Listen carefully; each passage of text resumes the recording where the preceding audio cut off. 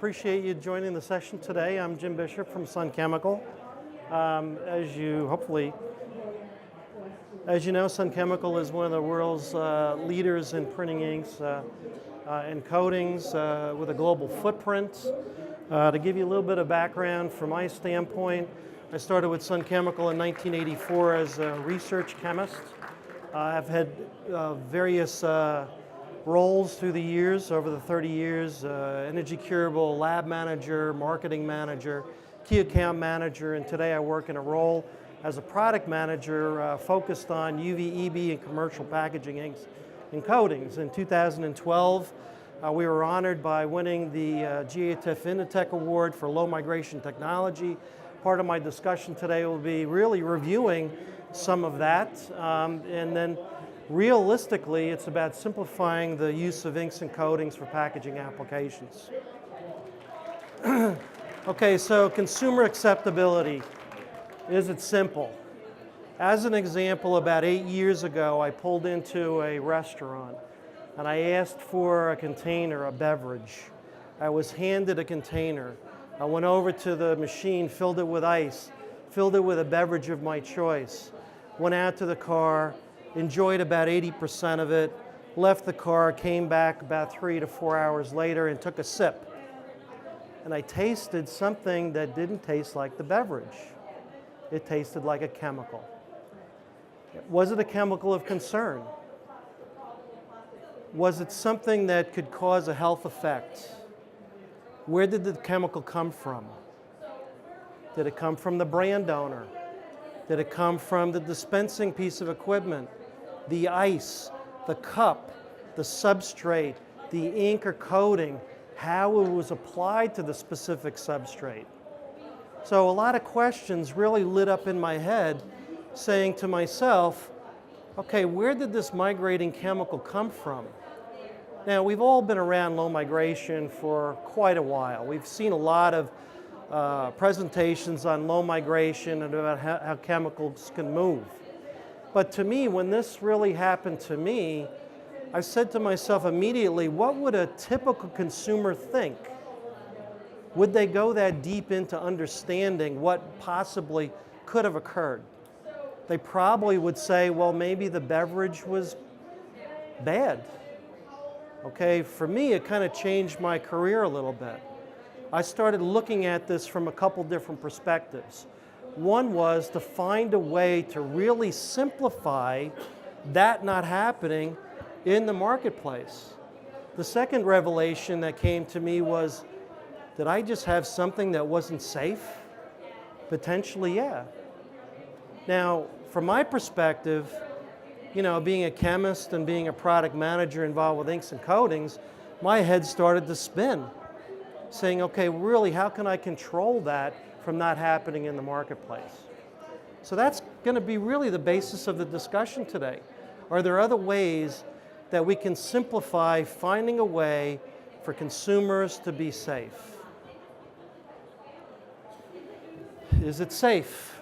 Okay, a couple slides that you might have seen before in a variety of low migration presentations. Simple guidelines for safe packaging. Chemicals of concern can't originate from any material used in the construction, processing of a package. Second, certain chemicals are not intended to be added to food or drugs. Why? Because they change the flavor, they change the odor, they change the health effect. Third, these chemicals are regulated by government agencies. They shouldn't be there. And there's certain test methods that we've all learned about to measure these. And there's regulatory departments that really kind of watch these things, whether you're a brand owner, a converter, an ink and coating supplier, or even a paper manufacturer. Okay, the last one here is we've got brand owners add their own compliance needs. So in addition to some of the governmental ones, there are specific ones that may be related to a specific brand owner, whether it be a tobacco company or a chocolate company. Certain chemicals that they really are concerned about may not have that dramatic of a health effect, but it may change the odor or flavor of the food product itself. Why? Chemical impurities from inks and coatings can migrate by set-off or the movement into the package itself. Chemical impurities can also be contaminants from the packaging materials. So it's not just about the chemicals, it's not about the ink, the coating. It can come from the substrate. If it's a recycled board, are there concerns from cross-contamination from that standpoint? Migration chemicals can cause these issues, and major concern is one that could potentially be a health issue. Reducing migratory chemicals is done simply by converting all ink and coating raw materials to solids through either evaporation, oxidation, or polymerization. If the liquid becomes a solid, and that solid is stable under the processing conditions or cooking conditions, that chemical shouldn't move. Okay, so that's the first simplification point that I want to get across. Okay, so what have we learned over the last 20, 30 years? Yeah, I've been in low migration since 1984. I think it really kind of heated up about 10 years ago. So I went from maybe a situation where I talk about it once a month to maybe spending 2-3 hours of every day talking to a variety of converters, brand owners, suppliers about this in particular. Okay, so choice of substrate plays an important role in creating a safe package. Inks vary greatly in chemistry, post-odor, and types of migratory chemicals. Inks can be contaminated by various press room chemicals that exist in the same area where these packages are being converted. Optimum process controls must be derived for the application of inks and coatings. So we talked about the container that I tasted a chemical. All right, specifically, did that come from the ink not having the right chemical composition? Or was it the way the ink or coating was applied? Or cured, dried? Was it the right ink in particular that was chosen for that container? So all of those questions really need to be flushed out to make sure that you're using the right products for the right application. Auditing the converting process, ink coating integrity should be continuous. So if you're a converter or an ink supplier or a package supplier, from time to time you got to look at it just to double check that things aren't moving out of control. Okay, we talked about the container that I had flavor in. A lot of things could have gone wrong. The more things that can go wrong, Murphy's Law, you're going to have an issue. So how do you control all those things? It starts really basic. You got to rely on your suppliers. Okay, so you got to question well. When you talk to your supplier, whether it be paper, ink, coating, extruder, anybody in the supply chain, the question should be really similar. And if they're similar and consistent, then the answer and the end result should be common. It should be safe. Okay, first thing, review the package end use. Okay, is it a dry food like a pasta? Is it drug or tobacco? Is it a personal care item? Liquid fatty food, is it going to be microwaved or is it candy? Okay, depending on the type of material you put in the package, helps your supplier understand what is really required from their supply standpoint, whether it be paper, ink, whatever. Okay, is it a primary package, secondary, or tertiary? Okay, so a primary package is something that normally holds a food or drug, and in many cases, some of these packages, the print side may touch the food side. So if it's a roll-to-roll operation, the ink touches the food surface. The secondary package really kind of holds the primary package. A good example of that could be like a cereal box that holds a bag. The bag's the primary container. And a tertiary container holds a secondary package, and that could be like a corrugated box. So depending on the type of packaging, it really helps your supplier understand what compliance requirements really are needed for the end use requirement. Okay, inquire about the supplier's quality and good manufacturing processes. And it's going to vary. It's going to vary depending on the end use of the package. Okay, so does a supplier have GMP proof regarding their ability to produce inks and coatings for safe packaging? is their regulatory affairs and analytical groups integrated with these GMPs. What does that mean? Manufacturing has to deliver something that they can duplicate, that could be measured analytically for the regulatory department to say, yes, your GMPs are working. It's got to be an integration, a conversation between all those three entities. Does the brand owner require analytical proof of compliance? Does your supplier have this to help you understand their product capabilities? So you can produce an ink or coating that meets chemical composition requirements. It doesn't mean that it's going to meet a safe packaging application. It's all about converting, analytically measuring, understanding the regulatory needs and ensuring that it fulfills those needs. Determine the level of supplier partnership. And what I said earlier, it's about your suppliers. You can simplify your life by relying on your suppliers and their knowledge, right? Does your supplier have a regulatory and product stewardship group aligned with product development? So you got to have the right toolbox. Development has to talk to regulatory to first say, yes, these pigments are acceptable. These photoinitiators work. These solvents do not. Plasticizers of concern. So you have to have the right capability to link all these things together, and then it's got to be fed into manufacturing GMPs to produce properly. Is your supplier willing to work with you to validate the final converted package? Okay, so we have an ink and coating, you have a converting process. Let's put the two of them together. Let's see if it meets a regulatory compliance need. And if it does, Analytical will prove it. So you need to understand if those chemicals have that capability. Transparency, is your supplier willing to share all the information that they learn? Because knowledge is important. That helps circumvent any sort of issue, like the flavor I tasted in the cup. Does your supplier provide regular notifications to keep you abreast of all changes in raw materials, manufacturing procedures, and regulatory compliance needs?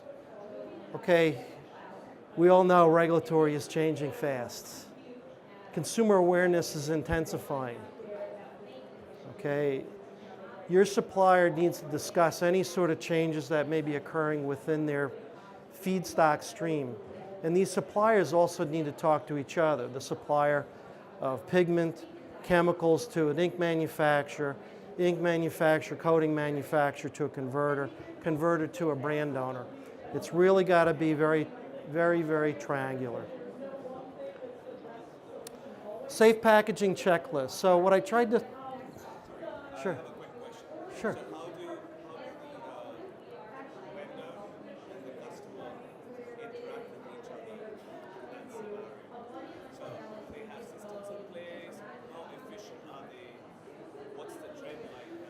The question here is, I think it's from the brand owner standpoint, right?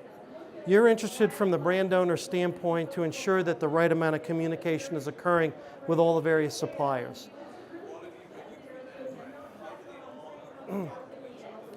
I think a lot of brand owners actually put out a questionnaire to help gel it all together.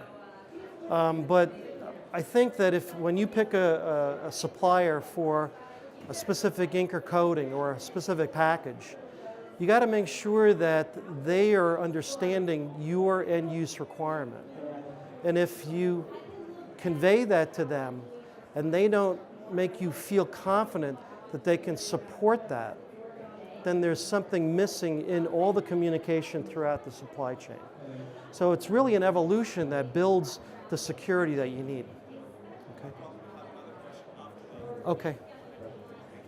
Okay, so the safe packaging checklist that I put together here, here's some tips on how I think it can really simplify and streamline this.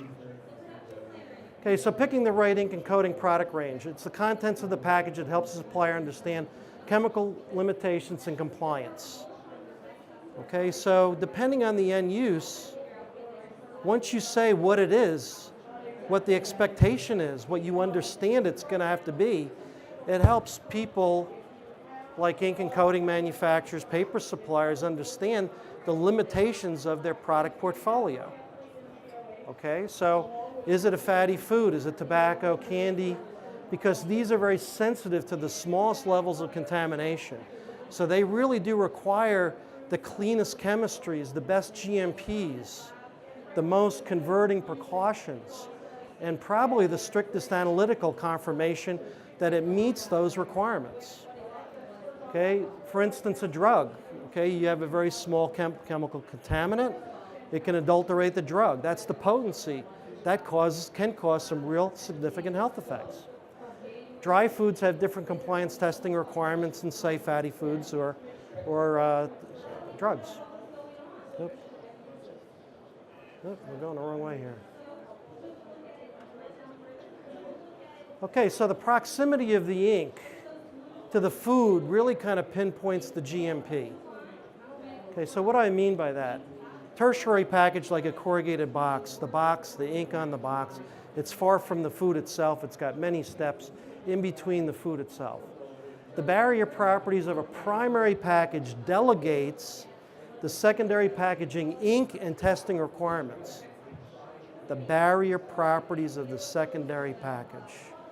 So even though the secondary package could be holding a primary package, if that barrier isn't sufficient, it may change the way that you choose the right ink or coating for that secondary package and how you test for any sort of migration potential.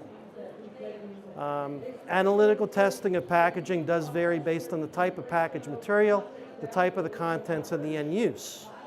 So when you talk to your suppliers, make sure they understand that there are differences in the way that you confirm that that package meets your compliance need. Good manufacturing processes. It's about purity and reproducibility. Suppliers must develop and actively use procedures to produce inks and coatings for safe packaging. It's going to vary. It's going to vary depending on the type of ink and the type of package end use. If it's a primary package, the GMPs are going to be much more strict than, say, a rudimentary ink for, say, a corrugated box. But it all depends on the end use of the package. Okay, each GMP should be audited regularly. So whether you're a chemical supplier, an ink supplier, a converter, a brand owner, my belief is you should be auditing things because things change, right? Audits need to be conducted by a regulatory group. Why? Because they understand the compliance need of the end use product. They're going to look at it very, very closely from all perspectives. QC testing must be done to confirm the GMP effectiveness. QC procedures are different based on the product range, the GMP, and the compliance needs. So analytical QC testing of incoming raw materials may be essential if it's a primary package and if that primary package is for drug, or if it's a milk carton. Okay, the type of food, type of drug may be more receptive to chemical migration. It's going to have different specifications, so the testing may be quite different to ensure you meet the need. Ongoing products intended for primary packaging should be QA tested analytically to ensure purity. So from time to time, packages should be sent to independent laboratories to double check that they meet those regulatory requirements. Converters should also analytically test converted packages on their own from time to time to ensure that their application procedures fit within their operating window. Okay, so partnership. Partnership minimizes the risk. A supplier must become a trusted advisor. You need to figure out really what that means for each application and decide on the capability for the specific end use of the product. Chemical regulations constantly change, so relying on the knowledge of a product stewardship team is essential. It's dynamic. It's changing. You know, we've recently seen all the modifications instituted by UPIA, how that is going to impact North America. Is it a global standard? Is it a North American standard? A lot of that is really where product stewardship teams come into play. Having a regulatory team interface with its analytical team integrates the knowledge, chemistry, and regulation. Suppliers should be willing to analytically test converted packages that use their products to show the compliance capability. So like I said before, it's not just about supplying something for a package. It's showing that whatever you supply can meet the end-use compliance requirement. A wide open communication channel between supplier, converter, and brand owner helps ensure the compliance accuracy. So we talked about that. It's about open communication. You have a requirement. Your suppliers need to fully understand that. Their suppliers need to be brought into that also. Once we come back to a converter with a suggestion, that suggestion should be reported and confirmed with a brand owner to make sure it meets your requirement. It's open communication. Okay, so safe is the target, relying on your supplier. Understand the end use of the package, align the correct regulatory compliance standards to the intended end use, determine appropriate product range that meets those needs, confirm product compliance choices with the converter and the brand owner. That's critical. Okay, validate the initial package performance by analytically confirming the compliance. And the last one, very important, partner with the value chain. Communicate, ask the right questions to optimize the operating window to reduce risk. The more you communicate it, the wider that window, the lower the risk. Okay, the checklist applies to the entire supplier chain, not just Inc. So you've got all these various components with the consumer being the endpoint. And it's all about really ensuring that you communicate the need properly. Thank you for your attention.